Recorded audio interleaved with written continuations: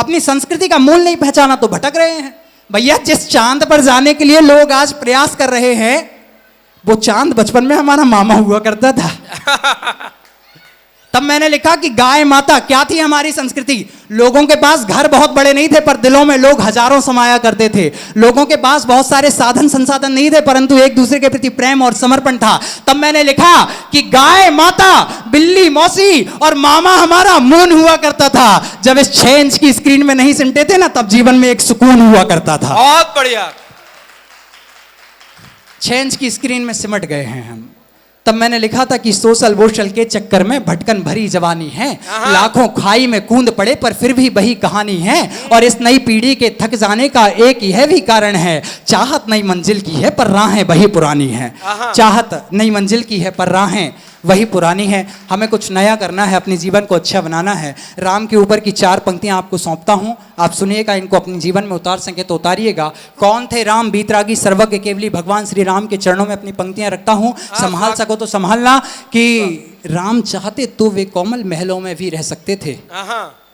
पापा गाड़ी नहीं दिलाई, ऐसा नहीं होता, हमें गाड़ी दिलाओ। अरे तुम्हारा बाप किस प्रकार की मेहनत करके 4 साल तक फटे जूते पहनकर तुम्हें हर महीने नए कपड़े दिलाता है, तुम उसका समर्पण नहीं जानते। पर राम जानते थे कि पिता का वाक्य है मतलब ब्रह्म वाक्य है। देखो 4 पंक्तियां फिर से सौंप रहा हूं, सुनोगे? हाँ बोला करो तुरंत, सुनोगे? 4 पंक्तियां फिर से सौंप रहा हूं कि लोगों की बातों में अदब खत्म हो जाता है। लोगों की बातों में अदब खत्म हो जाता है, तारीफों में मिलने वाला गजब खत्म हो जाता है, और उनके साथ रहकर उनकी कद्र ना कर पाने वालों, जब माँ बाप ना रहे ना तो सब खत्म हो जाता है। बहुत बढ़िया।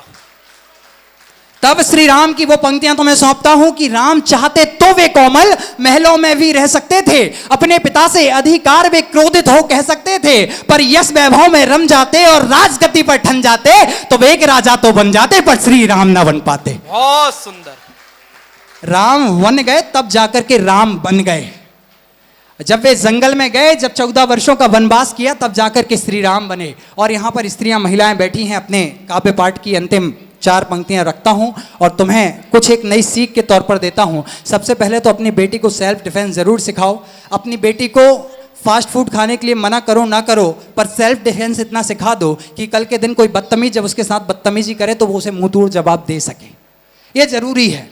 बाकी 4 पंक्तियां 8 पंक्तियां तुम सभी को सौंपता हूं। आजकल घर घर में प्रपंच होते हैं, थोड़ी थोड़ी बातों में माइक के कॉल लगा दिया जाता है, थोड़ी थोड़ी सी बातों में, छोटी छोटी सी बातों में सांसों से मुंह फुला लिया जाता है। तब मैंने पंक्तियां लिखी थी कि जब राम को 14 वर्ष मिले सीता सुख से रह सकती थी। राम को जब 14 वर्ष मिले सीता रहती। जाओ, तुम्हें मिला है, तुम भाड़ में जाओ, हमें क्या करना तुम्हारे साथ जाके। बहुत बढ़िया। गलत कह रहा हूं क्या? अनुभव। अरे बोलो ना, अनुभव है, अनुभवी लोग बैठे। जब राम को 14 वर्ष मिले सीता सुख से रह सकती थी। फेमिनिज्म की सब बातों को वो चीख चीख कह सकती थी। फेमिनिज्म के नाम पर क्या नहीं चल रहा आजकल? हमें भी लड़कों की तरह कपड़े पहनना है, हमें भी छोटे कपड़े पहनना है, हमें भी सिगरेट फूकना है, हमें भी गालियां देना है। ये फेमिनिज्म के नाम पर जो अंधापन चल रहा है, चकाचौंध चल रहा है, इसको नकारते हुए मैंने लिखा सीता के विषय में। सुनिएगा कि जब राम को 14 वर्ष मिले सीता सुख से रह सकती थी। फेमिनिज्म की सब बातों को वो चीख चीख कह सकती थी, पर स्व सुख से आगे राम रखे और माँ का घर इग्नोर किया। सासू के आगे मात रखा, उनसे ना कोई शोर किया। सासू के आगे मात रखा, उनसे ना कोई शोर किया। जिसे धूप आग सी चुभती थी वो राम छांव में निकल गई। जो पुष्प तलों पर चलती थी वो नंगे पांव में निकल गई। कौन थी सीता?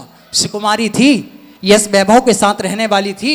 उसके बाद भी उसने अपने पति की आज्ञा का पालन करते हुए, अपने पति के प्रति, अपने प्रेम के प्रति समर्पण दिखाते हुए क्या करा कि जब राम को 14 वर्ष मिले सीता सुख से रह सकती थी। फेमिनिज्म की सब बातों को वो चीख चीख कह सकती थी, पर स्व सुख से आगे राम रखे और माँ का घर इग्नोर किया। सासू के आगे मात रखा, उनसे ना कोई शोर किया। जिसे धूप आग से चुभती थी वो राम छांव में निकल गई। जो पुष्प तलों पर चलती थी वो नंगे पांव में निकल गई। अरे कोर्ट कचहरी करती तो साधारण पत्नी बन जाती, गर अधिकारों पर अड़ जाती कैसे जगजननी बन पाती। गर अधिकारों पर, बहुत सुंदर, गर अधिकारों पर अड़ जाती कैसे जगजननी बन पाती। मैं अपने काव्य पाठ का यहीं पर विराम करता हूं। आप सभी का प्यार मिला, उसके लिए बहुत बहुत बहुत